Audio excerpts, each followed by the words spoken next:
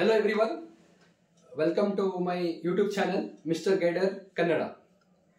So today we will discuss about the second PUC biology, a blueprint of coming exam March that you are writing on.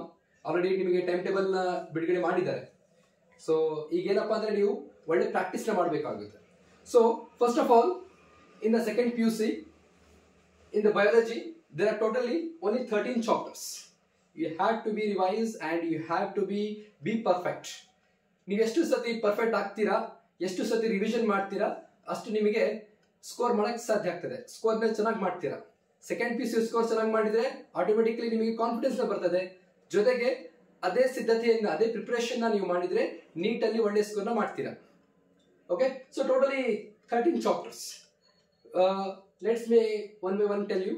Sexual reproduction in flowering plants, human reproduction, reproductive health, principles of inheritance and variation, molecular basis of inheritance, evolution, human health and disease, microbes in human welfare, biotechnology, principles and processes, biotechnology and its applications, organisms and populations, ecosystem, and the last one is biodiversity and conservation.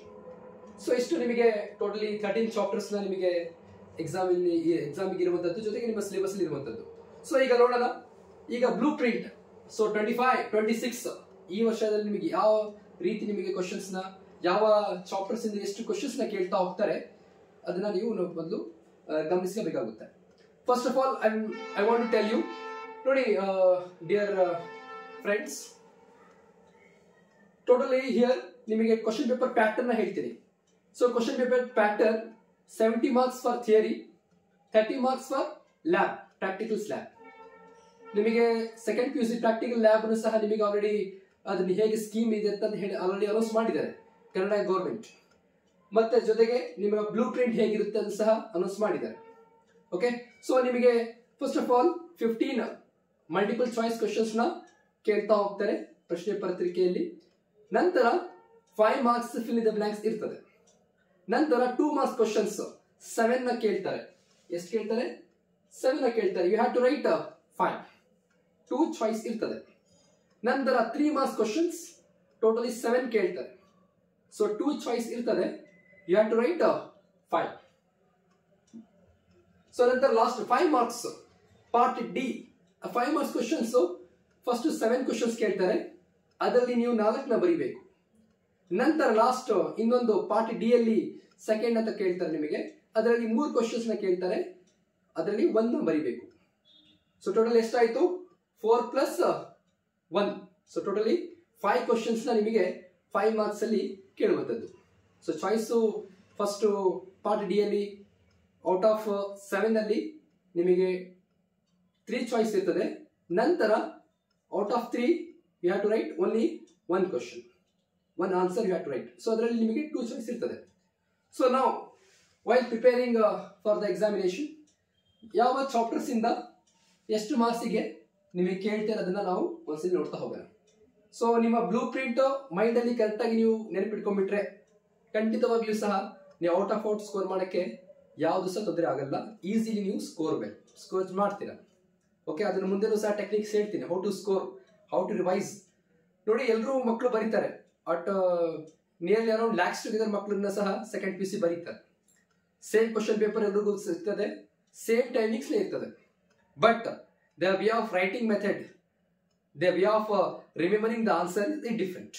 ನೀವು ಎಷ್ಟು ಸತಿ ನಿಮ್ಮ ಮೆಮೊರಿನ power short ಮಾಡ್ಕೊಂಡಿರ್ತೀರಿ, revision ಮಾಡಿರ್ತೀರಿ, without spelling mistakes ಚೆನ್ನಾಗಿ ಬರೀತೀರಿ, ಹಾಗೆ ನಿಮಗೆ ಮಾರ್ಕ್ಸ್ ಸಿಗುವಂಥದ್ದು. ಸೊ ಒಂದೇ ಒಂದು ನಿಮಗೆ ಹೇಳ್ಬೇಕಂದ್ರೆ practice makes man perfect. Okay, now let's see. The first chapter is sexual reproduction in flowering plants. So ಇದು ನಮ್ಮ ತುಂಬಾ ಜಾಸ್ತಿ ವೇಟೇಜ್ ಇರುವಂತದ್ದು. ಎಷ್ಟು ವೇಟೇಜ್ ಇದೆ ಅಂದ್ರೆ 11 marks ಇದೆ. So this is the second chapter. First chapter weightage ಚೆನ್ನಾಗಿ ಜಾಸ್ತಿ ಇದೆ 13. ನಂತರ ಸೆಕೆಂಡ್ ಚಾಪ್ಟರ್ ವೇಟೇಜ್ ಇರೋದಂದ್ರೆ that is sexual reproduction in flowering plants. So ಇದರಲ್ಲಿ ನಾವು multiple choice and fill in the blanks, 2 marks questions, 3 marks questions, ನಂತರ 5 marks questions. ನಾವು ನೋಡಿದ್ರೆ ಹೇಗೆ ಡಿವೈಡ್ ಮಾಡಿದ್ದಾರೆ. ಸೊ ಇದರಲ್ಲಿ ನಿಮಗೆ 1 ಮಾರ್ಕ್ ಕ್ವಶನ್ಸ್ ಅಲ್ಲಿ ಒಂದು ಪ್ರಶ್ನೆ ಕೇಳಿರ್ತಾರೆ. ನಂತರ 2 ಮಾರ್ಕ್ಸ್ ಕ್ವಶನ್ಸ್ ಅಲ್ಲಿ ಒಂದು ಕ್ವಶನ್ ಕೇಳ್ತಾರೆ. That is compulsory, they have to ask. Blueprint ಅನ್ನು ನೋಡಿ ಅದ್ರ ಪ್ರಕಾರನೇ ಅವರು ಕ್ವಶನ್ ಪೇಪರ್ ನ ಸೆಟ್ ಮಾಡ್ತಾರೆ. ನೆನ್ಪಿಟ್ಕೊಳ್ಳಿ, ಯಾವ ತರ ಯಾವ್ದು ಬೇಕಂಗೆ ಮಾಡಂಗಿಲ್ಲ. There is a systematic way. In according to that you have to be follow. Okay, so ಅದು ನಿಮಗೆ ನಾವು ಎಲ್ಲರೂ ವಿದ್ಯಾರ್ಥಿಗಳಿಗೂ ಸಹ ಈಸಿ ಆಗ್ತದೆ, ಒಳ್ಳೆ ಸ್ಕೋರ್ನ ಮಾಡಬಹುದು. ನಂತರ ಪಾರ್ಟ್ ಸಿ 3 ಮಾರ್ಕ್ಸ್ ಕ್ವಶನ್ಸ್. ನಾನು ಮುಂಚೆನೆ ಹೇಳಿದ್ದೆ ಎಷ್ಟು ಕೇಳ್ತಾರೆ, 7 ಕ್ವಶನ್ಸ್ ನ ಕೇಳ್ತಾರೆ. You have to write 5. So ಇದರಲ್ಲಿ ಒಂದು ಕ್ವಶನ್ ನ ನಿಮಗೆ ಬರುವಂತದ್ದು ಯಾವ್ದ್ರಿಂದ, ಸೆಕ್ಷುವಲ್ ರಿಪ್ರೊಡಕ್ಷನ್ ಇಕನಾಮಿಕ್ ಮ್ಯಾಥ್ಸ್. ನಂತರ 5 ಮಾರ್ಕ್ಸ್ ಅಲ್ಲಿ ಒಂದು ಪ್ರಶ್ನೆಯನ್ನ ಕೇಳ್ತಾರೆ. Okay, next human reproduction. This is also very good chapter. ಈ ಚಾಪ್ಟರ್ ಅಲ್ಲಿ ನಿಮಗೆ ಲಾಟ್ ಆಫ್ ಡಯಾಗ್ರಾಮ್ಸ್ ಇದೆ ಪ್ರಾಕ್ಟೀಸ್ ಮಾಡುವಂತದ್ದು. Okay, and even lot of theory is also include here. ಎಷ್ಟು ಮಾರ್ಕ್ಸ್ ನ ಕೇಳ್ತಾರೆ, 10 ಮಾರ್ಕ್ಸ್ ಕೇಳ್ತಾರೆ. ಸೊ ಇದರಲ್ಲಿ for 1 mark questions it may be multiple choice and also fill in the blanks. 2 ಪ್ರಶ್ನೆ ಕೇಳ್ತಾರೆ. ನಂತರ 2 ಮಾರ್ಕ್ಸ್ ಅಲ್ಲಿ ಇದರಲ್ಲಿ ಹ್ಯೂಮನ್ ರಿಪ್ರೊಡಕ್ಷನ್ ಕೇಳಲ್ಲ. ನಂತರ ಪಾರ್ಟ್ ಸಿ 3 ಮಾರ್ಕ್ಸ್ ಅಲ್ಲಿ ಒಂದು ಪ್ರಶ್ನೆಯನ್ನ ಕೇಳ್ತಾರೆ. ನಂತರ ಪಾರ್ಟ್ ಡಿ ಅಲ್ಲಿ ಒಂದು ಪ್ರಶ್ನೆಯನ್ನ ಕೇಳ್ತಾರೆ. Next reproductive health. This is one of the very easiest chapter. In unit 1 ಅಲ್ಲಿ ಇದು 3 ಯೂನಿಟ್ 1 ಅಲ್ಲಿ ಬರ್ತದೆ. ಯೂನಿಟ್ 1 ಅಲ್ಲಿ 3 ಇದು ತುಂಬಾ ಸುಲಭವಾಗಿ ನೀವು ಆರಾಮಾಗಿ ನೀವು ಈಸಿಯಾಗಿ ಬರೀಬಹುದು, ಅಷ್ಟು ಈಸಿ ಇದೆ. So weightage for this chapter is 6 marks. So 1 marks ಅಲ್ಲಿ ಒಂದು ಪ್ರಶ್ನೆ ಕೇಳ್ತಾರೆ. ನಂತರ 2 ಮಾರ್ಕ್ಸ್ ಅಲ್ಲಿ ಒಂದು ಪ್ರಶ್ನೆಯನ್ನು ಕೇಳ್ತಾರೆ, ನೆನ್ಪಿಟ್ಕೊಳ್ಳಿ. ನಂತರ 3 ಮಾರ್ಕ್ಸ್ ಅಲ್ಲಿ ಒಂದು ಪ್ರಶ್ನೆಯನ್ನು ಕೇಳ್ತಾರೆ. ಓಕೆ, ಅಂಡ್ 5 ಮಾರ್ಕ್ಸ್ ಅಲ್ಲಿ there is no asking in 5 marks. ಎಲ್ಲದನ್ನ 3 ಮಾರ್ಕ್ಸ್ ಕೇಳ್ತಾವೆ. ತುಂಬಾ ಕ್ವಶನ್ಸ್ ಇದೆ, ಅದ್ರ ಬೇಕಾದ್ರೆ ನೆಕ್ಸ್ಟ್ ನೀವು ವಿಡಿಯೋಸ್ ಅಲ್ಲಿ ಡಿಸ್ಕಸ್ ಮಾಡ್ತೀನಿ. IUDs ಅಂದ್ರೆ ಏನು, okay, and difference between 2 marks ಅಲ್ಲಿ ವ್ಯಾಸೆಕ್ಟೊಮಿ ಅಂಡ್ ಟ್ಯೂಬೆಕ್ಟೊಮಿ, ಅಂಡ್ 3 ಮಾರ್ಕ್ಸ್ ಅಲ್ಲಿ ಕೇಳುವಂತ ತುಂಬಾ ಇದೆ. ಆರ್ಟಿಫಿಷಿಯಲ್ ART ಮೆಥಡ್ಸ್ ಅಂದ್ರೆ ಏನು ಅಂತ ಕೇಳ್ತಾರೆ. ಸೊ ಈ ತರ, and sexually transmitted diseases, prevention methods of STDs, ಇವೆಲ್ಲ ತುಂಬಾ ಕ್ವಶನ್ ಕೇಳ್ತಾ ಹೋಗ್ತಾರೆ. So next principles of inheritance and variation. So this is the most weightage chapter. ಎಷ್ಟಿದೆ, 13 ಮಾರ್ಕ್ಸ್ ಕೇಳ್ತುವಂಥದ್ದು. ನೆಕ್ಸ್ಟ್ ಮಲ್ಟಿಪಲ್ ಚಾಯ್ಸ್ ಅಲ್ಲಿ ಅವ್ರ 1 ಮಾರ್ಕ್ಸ್ಗೆ ಒಂದು ಪ್ರಶ್ನೆ ಕೇಳ್ತಾರೆ. Next 2 marks 1 question they will ask. And next 3 marks ಅಲ್ಲಿ ಈ ಚಾಪ್ಟರ್ ಇಂದ ನಿಮಗೆ ಕೇಳುವುದಿಲ್ಲ. ನೆಕ್ಸ್ಟ್ 5 ಮಾರ್ಕ್ಸ್ ಅಲ್ಲಿ 2 ಪ್ರಶ್ನೆ ಕೇಳ್ತಾರೆ, ನೆನ್ಪಿಟ್ಕೊಳ್ಳಿ. Lot of question they had ask. Okay, monohybrid cross, dihybrid cross ಕೇಳ್ತಾ ಹೋಗ್ತದೆ. Explain incomplete dominance. ಓಕೆ, ಅದೆಲ್ಲ ನೀವು ನೀಟಾಗಿ ಪ್ರಾಕ್ಟೀಸ್ ಮಾಡಬೇಕು. ನಂತರ next chapter molecular basis of inheritance. ಈ ಚಾಪ್ಟರ್ ನ ಕರೆಕ್ಟ್ ಆಗಿ ನೀವು ನೆನ್ಪಿಟ್ಕೊಂಡಿದ್ರೆ next continuation is the next chapter only. You have to be practice it very neatly. Okay, and this is the most weightage chapter. ಎಷ್ಟು marks ಇದೆ, 13 marks. Next 1 marks question they will ask you. Next 2 marks ಅಲ್ಲಿ ಒಂದು ಪ್ರಶ್ನೆನ ಕೇಳ್ತಾ ಹೋಗ್ತಾರೆ. ನಂತರ 3 marks ಅಲ್ಲಿ ಯಾವುದೂ ಸಹ ಕೇಳೋದಿಲ್ಲ. ನೆಕ್ಸ್ಟ್ 5 ಮಾರ್ಕ್ಸ್ ಎಷ್ಟು ಪ್ರಶ್ನೆ ಕೇಳ್ತಾರೆ, 2 ಪ್ರಶ್ನೆ ಕೇಳ್ತಾ ಹೋಗ್ತಾರೆ. ಓಕೆ, ಇದರಲ್ಲಿ ತುಂಬಾ ಕ್ವಶನ್ ಬರುತ್ತೆ. ನಿಮಗೆ ನ್ಯೂಕ್ಲಿಯೋಸೋಮ್ ಮಾಡೆಲ್ ಇರುವಂತದ್ದು. Okay, and structure of double helical structure of DNA. These all the 5 marks questions. And even ನಿಮಗೆ ಅದರಲ್ಲಿ DNA applications of DNA fingerprinting. Okay, and also the sharing features of human genome project HGP ಅಂತ ಹೇಳ್ತೀವಿ. Okay, ಅದು next ನಂತರ ನಿಮಗೆ discuss ಮಾಡ್ತಾ ಹೋಗ್ತೀವಿ. ಯಾವುದು ಈ 2 ಕ್ವಶನ್ ಇರ್ಬೋದು 5 ಮಾರ್ಕ್ಸ್ ಅಂತ. Okay, next the next 6th chapter is evolution. So unit 1 3 chapters ಆಯಿತು. unit 2 3 chapters ಇದೆ. ಓಕೆ, ಸೊ unit 2 ಅಲ್ಲಿ 6th chapter ಯಾವುದು, that is evolution. evolution means changes. So ಇದರಲ್ಲೂ ಸಹ ತುಂಬಾ ಈಸಿ, ತುಂಬಾ ಅಂದ್ರೆ ತುಂಬಾ ಈ ಸ್ಕೋರ್ ಈಸಿ ಮಾಡಬಹುದು. ಇದರಲ್ಲಿ ಓನ್ಲಿ ಥಿಯರಿ ಇದೆ, ಯಾವ ತರ ನಾವು ಯಾವ್ದು simplest form to complex forms ಹೇಗೆ ಚೇಂಜಸ್ ಆಯಿತು ಅಂತ. So total weightage from this chapter is 7 marks. And 2 marks questions, sorry 1 marks questions na ಎಷ್ಟು ಕೇಳ್ತಾರೆ, 2 ಪ್ರಶ್ನೆ ಕೇಳ್ತಾ ಹೋಗ್ತಾರೆ. Next 2 marks 1 question they will ask you. Next 3 marks 1 question they will ask you. Next 5 marks there will be no 5 marks questions. 3 marks ಏನು ಕೇಳಬಹುದು sir, explain Miller's experiment with the neat label diagram. Okay, 2 marks again. It's the difference between homologous organs and analogous organs. Okay, and also explain about human evolution. ಇವೆಲ್ಲ ನಿಮಗೆ step by step marks ಕೊಡ್ತಾ ಹೋಗ್ತಾರೆ. Okay, next unit 3. It includes 3 chapters. Human health and disease. 4 chapters. Human health and disease, microbes in human welfare, biotechnology principles and processes, biotechnology and its applications. So, human health and disease. So, this is the second weightage, more weightage, that is 11 marks. And 1 marks questions, they will ask you 3 questions. Next 2 marks questions, there will be no 2 marks questions. 3 marks again, ಒಂದು ಪ್ರಶ್ನೆನ ಕೇಳ್ತಾ ಹೋಗ್ತಾರೆ. Next 5 marks ಗೆ ಒಂದು ಪ್ರಶ್ನೆನ ಕೇಳ್ತಾ ಹೋಗ್ತಾರೆ. Okay, 5 marks ಗೆ ಏನು ಕೇಳ್ಬೋದು ಇದರಲ್ಲಿ? Explain the symptoms and modes of transmission of the disease. Pneumonia ಆಗಿರ್ಬೋದು, ಕಾಮನ್ ಕೋಲ್ಡ್, ಆಸ್ಕಾರಿಸ್. ಓಕೆ, ಇವೆಲ್ಲದನ್ನ ನೀವು ಒಂದು ಸ್ಟೆಪ್ ಬೈ ಸ್ಟೆಪ್ ನ ಸಾಲ್ವ್ ಮಾಡ್ಕೊಳ್ತಾ ಹೋಗ್ಬೋದು. The next chapter is microbes in human welfare.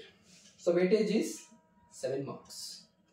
And 2 marks question is, 1 marks question is 2 questions ನ ಕೇಳ್ತಾರೆ. 2 marks ಗೆ ಒಂದು ಪ್ರಶ್ನೆ ಕೇಳ್ತಾ ಹೋಗ್ತಾರೆ. And 3 marks ಗೆ ಒಂದು ಪ್ರಶ್ನೆ ಕೇಳ್ತಾ ಹೋಗ್ತಾರೆ. Next 5 marks ಗೆ there will be no 5 marks questions. Next, biotechnology principles and processes. The weightage from this chapter is 7 marks. 1 marks, they will ask you 2 questions, and 2 marks, there is no question from 2 marks. 3 marks, there will be no 3 marks questions. 5 marks, only 1 question. Biotechnology and its applications. The weightage is 6 marks. So 1 marks, from 1 marks, 1 question. Next 2 marks, there will be no 2 marks question. 3 marks also there is no question, and 5 marks they will ask you only 1 question. The rest last unit, total 4 units ಇದೆ ನಿಮಗೆ. 4 units ಅಲ್ಲಿ ನಿಮಗೆ divide ಮಾಡ್ತಾ ಹೋಗಿದ್ದಾರೆ. Okay, ನೋಡಿ dear friends, ಏನೇ ಇಲ್ಲಿ ನೀವು ಯಾವಾಗಲೂ ಸಹ NCERT ಚೆನ್ನಾಗಿ ರೆಫರ್ ಮಾಡಬೇಕು. NCERT ಥರೋ ಆಗಬೇಕು, ಅವಾಗ ಮಾತ್ರ ನಿಮಗೆ ಅದರದನ್ನೇ ಕೇಳ್ತಾ ಹೋಗ್ತಾರೆ. ಅದನ್ನ as it is you have to be practice that. Then only it will be easy to you. Then only it will be easy to write that. Okay, the next organisms and populations. Here the weightage is 6 marks. 1 marks question, 1 marks 1 question ಕೇಳ್ತಾರೆ. 2 marks there will be no question. 3 marks there will be no question.